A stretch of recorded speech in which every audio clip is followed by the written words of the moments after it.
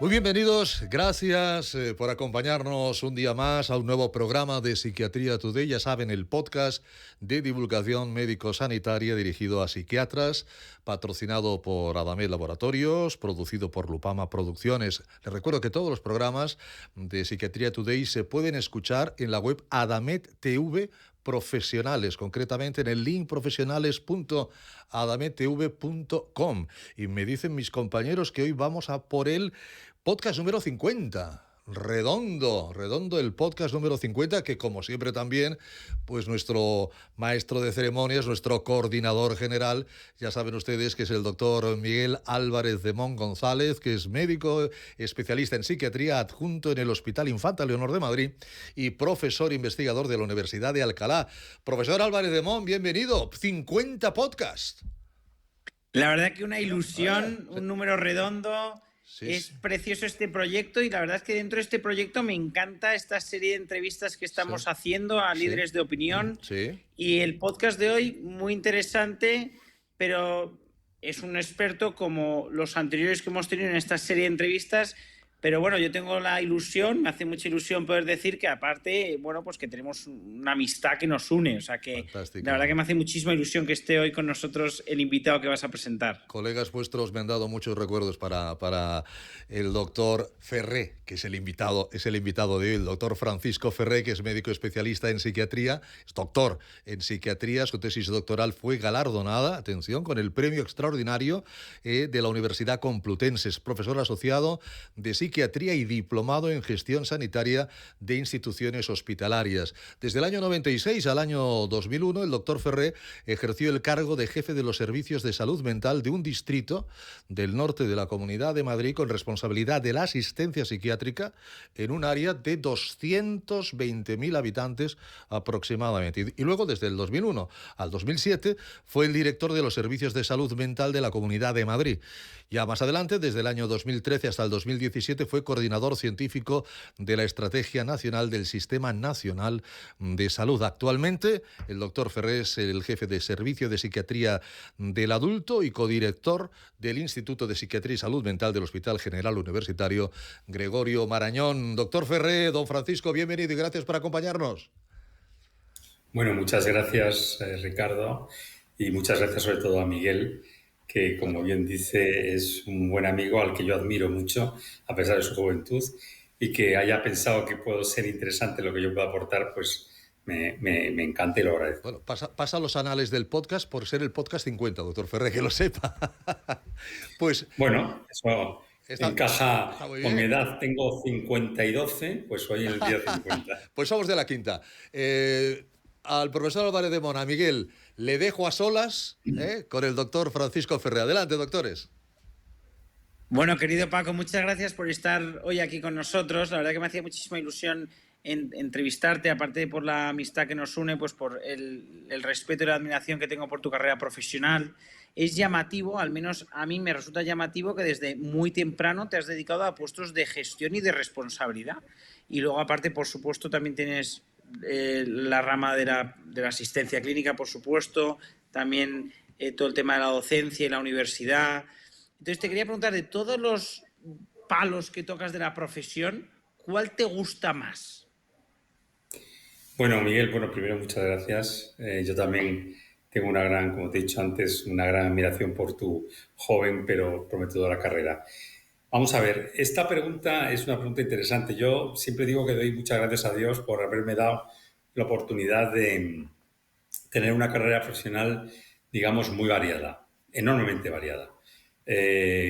Ricardo, muy amablemente, ha hecho una reseña de mi trayectoria. Tengo que decir que incluso con 31 años fui subdirector médico de un hospital de 1.500 camas como era Cienpozuelos, el de psiquiatría. Y con esto define efectivamente que desde muy joven tuve mucho interés por lo que es organizar, ¿no?, la asistencia, ver cómo podíamos conseguir con los medios que teníamos en los distintos lugares que he estado el proveer a los pacientes pues la mejor atención posible, ¿no?, con los recursos que uno dispone. Y eso efectivamente ha marcado mi carrera porque, como te digo, muy joven, yo siempre digo que he sido jefe, pues casi desde que acabé la residencia. Entonces, ¿qué es lo que más ilusión me ha hecho? Me ha hecho mucha ilusión, desde luego, ocupar puestos de, digamos, de liderar equipos, pero tengo que decirte que en cada etapa, pues os decía que doy gracias a Dios de todo, en cada etapa tiene una ilusión. Por ejemplo, mi tesis tiene que ver con mi interés por los aspectos psiquiátricos del enfermo médico, ¿sabes? Es una tesis sobre trasplante hepático y era innovador. Luego tuve un gran interés y desarrollé mi trabajo, sobre todo cuando fui director de servicio de salud mental, por, digamos, propuestas novedosas como atender a los enfermos mentales sin hogar en la calle, las comunidades terapéuticas de la personalidad. Y así ha sido en mi vida, de verdad, siempre algo distinto. Ahora estoy en esta etapa de mi vida pues muy ilusionado con mis dos juguetes, que son las adicciones comportamentales por un lado y por otro lado la digitalización de la psiquiatría y su uso en la inteligencia artificial, con lo cual yo creo que lo que caracteriza, o que yo siento que caracteriza es la innovación. Siempre me ha gustado, donde he estado y en cada momento histórico, hacer algo distinto, nuevo para mi entorno y para mis pacientes. No, la verdad es que es sorprendente y admirable porque has puesto en marcha muchos procesos, muchas áreas asistenciales efectivamente novedosas y rompedoras con lo que había. Yo antes de seguir te quería hacer una pregunta quizá un poco básica, pero tú eres codirector del Instituto de Psiquiatría y Salud Mental del Hospital Gregorio Marañón. Entonces yo te quería preguntar, para los que no estamos tan familiarizados, ¿qué es un instituto de psiquiatría y salud mental? Es decir, ¿en qué se diferencia de un servicio de psiquiatría o en qué se diferencia de un departamento de una universidad? Porque institutos, ¿lo podrías aclarar? Institutos de psiquiatría y salud mental. Bueno, si nos pudieses contar un poquito, por favor. Sí, hay algunos más, yo te comentaré, el Clínic de Barcelona, el Clínico de Madrid, pero digamos que el modelo de Instituto de Psiquiatría es un modelo de gobernanza.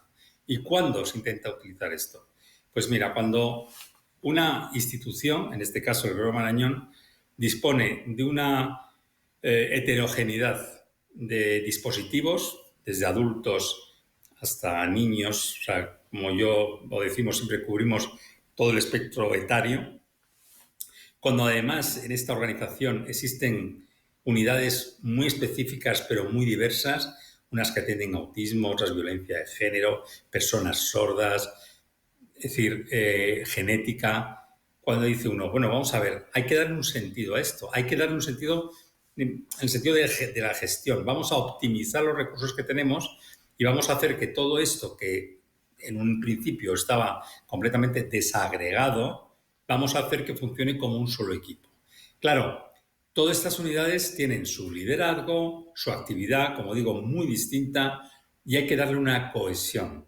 Nosotros lo hemos dado a través de lo que es la política de calidad y eso es lo que constituye un instituto, es decir, un modo de gobernanza compartida, muy delegada, en el cual los distintos responsables de distintas unidades participan de la dirección, lo que se llama comité de dirección, y creo que es un modo de funcionamiento que seguramente será bastante interesante para ulteriores proyectos, no solo de psiquiatría, sino en general en la sanidad, donde lo que hay que hacer es optimizar, no duplicar acciones e intentar, sobre todo, unir fuerzas.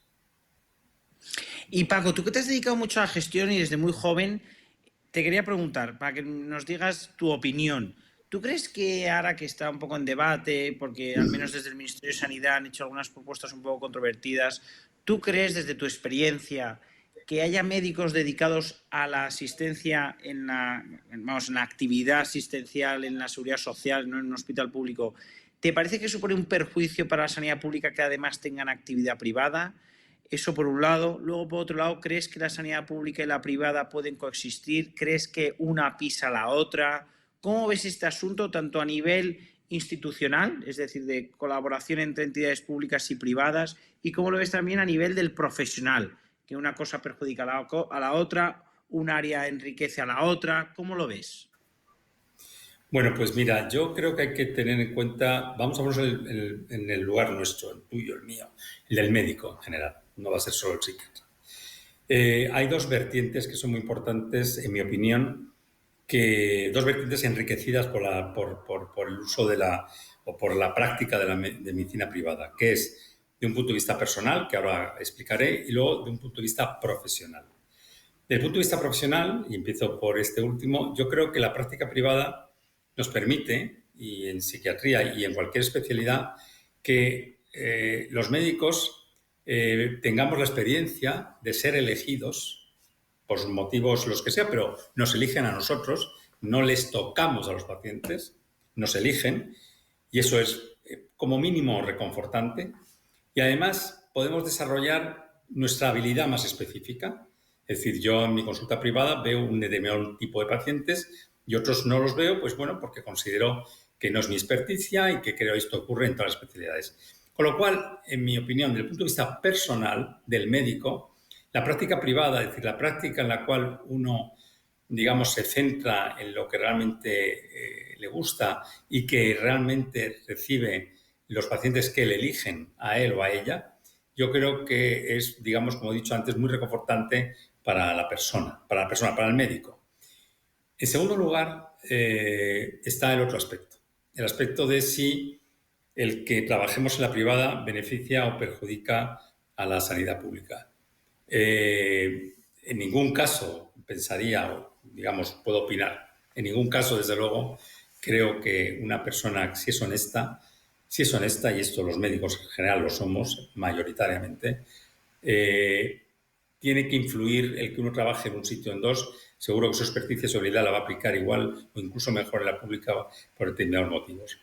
Pero lo que sí que me gustaría decir es que la carrera de medicina es una carrera muy singular, una carrera que hacen en principio los chicos y las chicas más listos de la clase, o por lo menos en mi época, y ahora también creo que es así, los que tienen que llegar con un numerus clausus terrible a estudiar medicina, que luego tienen que sacar un MIR. Es decir, estamos hablando de un grupo de personas con un talento intelectual sobresaliente. No digo que no lo haya en otras, por supuesto, en otras carreras, pero desde luego en medicina lo hay. Que estas personas no tengan la libertad de, en base a su esfuerzo, poder conseguir, digamos, un reconocimiento y un reconocimiento también económico, plus, me parece absolutamente injusto que alguien lo dude, porque además no hay que más que mirar los equivalentes a esos chicos o esas chicas tan brillantes cuando ejercen otro tipo de actividades en la vida profesional, creo que es incomparable. Entonces, a los médicos, y esto tiene mucho que ver con la crisis actual que hay en toda la Europa occidental, con la carrera de medicina, es decir, faltan médicos, lo estamos viendo por todos lados, porque realmente estas personas tan brillantes se plantean a veces, bueno, si me dedico a las finanzas o ingeniería, creo que voy a vivir mejor y mis hijos también. Entonces, algo tan natural, yo procedo de familia de médicos, mi abuelo ya era médico, compartía la privada con la pública. Yo creo que eso me parece algo tan natural que me parece realmente increíble que todavía se plantee, y desde luego solo tiene una explicación, que son ideologías bastante torcidas que bueno, lo que hacen es minar en general tantos valores de la sociedad, y este es uno más.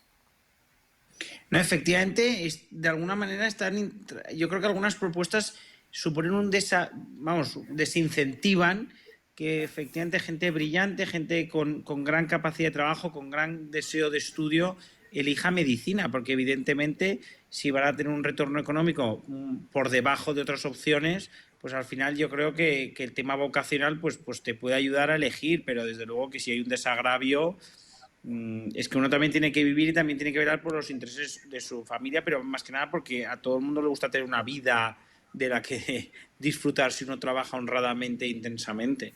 No, yo estoy totalmente de acuerdo, pero bueno, parece que no todos lo ven como tú y como yo. Pero bueno. Y Paco, de todas las acciones que hiciste como director de los servicios de salud mental de la Comunidad de Madrid, ¿de cuál te sientes más satisfecho? O sea, ¿de qué acción dices? Estoy súper orgulloso, han pasado los años y para mí es un motivo de satisfacción. Bueno, a veces me junto con fíjate, ha pasado más de 20 años. La psiquiatría de Madrid a la que yo llegué era una psiquiatría que, claro, hoy día la gente joven no os lo imaginaríais, ¿no? Para mí fue un gran un gran éxito conseguir que la gente tuviera ordenadores en su despacho, en los centros de salud mental. Ten en cuenta que en aquella época la gente ya iba teniendo sus PCs en su casa y la gente, pero en medicina y en psiquiatría estábamos realmente empobrecidos. El crecimiento de personal fue del 30% en aquel plan 2003-2008. Y bueno, pero lo más innovador, ya que me preguntas, Miguel, fueron varias cosas, ¿no? Primero, que aunque los jóvenes no os lo creáis, había hospitales generales en Madrid que no tenían camas de psiquiatría. Por ejemplo, La Paz. La Paz en el año 2001 que llegó yo a ser jefe, no tenía. No tenía Alcorcón, bueno, no tenían tantos sitios en Madrid y eso, el poder cumplir con la Ley General de Sanidad y ir introduciendo las unidades de psiquiatría hospital general fue un éxito. Pero, por ejemplo, mucha gente cree que las unidades que hay móviles, que están en la calle, que atienden a los enfermos que viven en exclusión social, que viven en la calle, eso parece que lleva ahí toda la vida. Eso lo hicimos nosotros con un gran esfuerzo. Poca gente lo entendía y estoy francamente orgulloso de eso. Como lo estoy también de el llevar la educación a los hospitales de día de adolescentes, que lo que se llama el centro terapéutico. Además, el primero lo hicimos en Carabanchel, no se me olvida. La gente también cree que eso lleva ahí instalado toda la vida, como la gente cree que la comunidad terapéutica, bueno, la unidad de trastornos de personalidad de la FORA, que eso fue también muy luchado, pues lleva ahí todavía y no lo es. Es decir, la verdad es que hay distintas cosas que yo creo que fueron relativamente novedosas, de las que nos sentimos muy orgullosos, no solo yo, sino el equipo que tuve en su momento, que fue una gente estupenda. No, la verdad que todas las acciones que has mencionado, bueno, todas me parecen muy bonitas. Personal me toca el hospital de día, los centros terapéuticos, hospital de día adolescentes, porque mi primer trabajo, una vez que terminé la residencia, mi primer trabajo en Vallecas fue en el hospital de día adolescentes que pertenece al Infante Leonor. Entonces, bueno, pues de alguna manera me hace mucha ilusión. A mí me impresionó mucho porque me pareció el hospital de día muy completo. Hace unos años, hombre, ya hay en más zonas de España, pero cuando yo entré en 2019 en algunas comunidades autónomas, yo creo que todavía no había. Entonces yo era un concepto que no estaba familiarizado con él y me llamó mucho la atención. Me parece impresionante que se haya conseguido esa unión o esa coordinación entre sanidad y educación. Me parece que beneficia muchísimo a los adolescentes que estén afectados por la patología que sea. Me parece que para ellos es un lujo, porque desde luego que ir a un centro donde te ve un psiquiatra, un psicólogo, también tienes enfermería, un monitor de actividad de tiempo libre, tienes a los profesores, aulas de 5 alumnos. Vamos, es que esto es impresionante y que todo esto sea público además, dices, bueno, o sea, ya les gustaría, yo creo que en la mayor parte de los países. O sea, esto es un verdadero lujo. O sea, que si no sabía que tú hubieses estado detrás de esa actividad concreta o de esa acción clínica, pero me parece impresionante, o sea que enhorabuena. Y desde luego que también alguna vez, yo rara vez, porque yo no estoy en planta, pero alguna vez que me ha tocado cubrir con el equipo de calle me he coordinado, quiero decir que también es alucinante. De los sin techo, hoy no te voy a preguntar porque eso nos daría para otro podcast, pero a mí me parece curiosísimo, no sé si es la psicopatología lo que te lleva a estar sin techo o es la situación de exclusión social la que te lleva a desarrollar patología psiquiátrica. A mí es algo que me intriga, no sé si es antes el huevo o la gallina, no sé si nos quieres contar. Hasta donde yo llego, bueno, primero decirte que el Hospital del Dos Estado tuvo un precursor en la calle Martínez de Hijicos en Vallecas, que no estaba mal, lo cual que tú el que ya has trabajado es mucho mejor. Y el primero de todos estuvo en Carabanchel, y fue muy interesante. La verdad es que nos gastamos muchísimo dinero en la obra y tal. Pero bueno, volviendo a los enfermos sin hogar. Los estudios que, por cierto, en nuestro entorno, los que hicieron en su momento estudios más interesantes de esta problemática de las personas con trastorno mental que viven en la calle, fue el ayuntamiento. En general, yo creo, Miguel, que el trastorno mental es precursor de lo que puede derivar en una vida marginada en la calle. Lo que pasa es que yo, bueno, no voy a seguir porque de verdad que lo que pasa es que me parece interesantísimo, lo que pasa es que nos llevaría de verdad que a otro capítulo, pero también es que la vida marginal a quién no le afecta, pero bueno, vamos a dejarlo ahí. Bueno, sí, por ahí te tengas razón. Yo reconozco que ahora estoy más desconectado. A lo mejor hay ahora personas que por motivos distintos a los de hace 20 años marginalizan su vida y en esa marginalización pues debutan determinadas patologías de trastorno mental grave, sin duda. Claro. Bueno, no lo sé, habría que analizarlo y seguro que hay gente que lo ha estudiado con profundidad. Yo aprovechando que te tengo aquí, que tú eres ya un viejo rockero, no por edad, porque eres joven, pero como empezaste con puestos de gestión y de dirección desde tan jovencito, pues ya llevas algunas mucha experiencia. Entonces tú que nos has contado, yo no tenía ni idea, pero tú nos has contado que hace 20 años, 25, no había psiquiatría en el Hospital La Paz. Quiere decir que tú eso lo has vivido. No, hombre, claro que lo he vivido. Ten en cuenta que mi primer trabajo fue en el Hospital La Paz en el año 92, después de acabar la residencia, y estuve de adjunto y tal, y hacíamos solo interconsulta, y luego las camas las teníamos en el Rodríguez La Fora. Entonces me tocaba ir a ver a los pacientes ingresados allí. Pasa, yo tuve la suerte de sacar la oposición enseguida, y enseguida me coloqué en otro lugar, y ya pues opté a esta plaza que te he dicho antes de subdirector médico. Bueno, pero tú que has llegado a ver eso, que yo tengo que reconocer que eso a mí me llama la atención, pensaba que era una cosa más antigua. Te quiero preguntar, estos últimos 25 años o 30 que llevas tú digamos ya de recorrido profesional, ¿a qué crees que se debe el boom que ha habido en los últimos 5 años de salud mental? O sea, creo que es una cosa muy positiva, es fantástica, pero ¿a qué crees que se debe? ¿A que haya habido algún hallazgo revolucionario? Que yo creo que no. Ha habido avances, como en otras áreas de la medicina, pero tampoco es que haya habido un hallazgo revolucionario. ¿A que se unió la pandemia con que esto era un tema tabú, que esto era estigmatizado? O sea, ¿a qué crees que se ha debido este boom? Porque el fenómeno social a mí me parece interesante.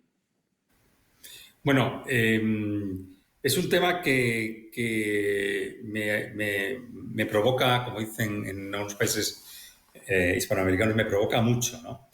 Yo he vivido, por esta reacción que dices, etapas en las que todavía no existe la estigmatización de los enfermos mentales y de nosotros, los psiquiatras, incluso entre nuestros compañeros, era atroz. Todavía se sigue viviendo en algunas situaciones de urgencia en los hospitales generales. Pero bueno, dicho esto, este boom, que yo creo que sí que tuvo que ver algo la pandemia y demás, a mí me parece un boom ficticio, falso, fake. ¿Por qué?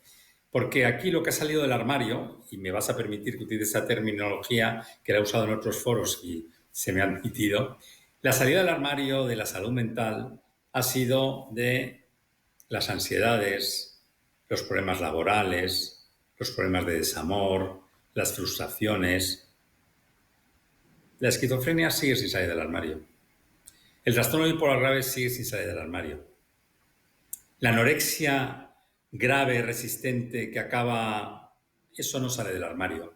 Yo sigo viendo la misma estigmatización en los pacientes graves. Para mí, mi opinión, esto es una cosa totalmente fake, movida por personajes públicos como deportistas, actores, tal, pero realmente yo sigo viendo las asociaciones de familias que trabajan con trastornos mentales graves con el mismo dolor, a veces la vergüenza y a veces las dificultades propias de un trastorno mental grave.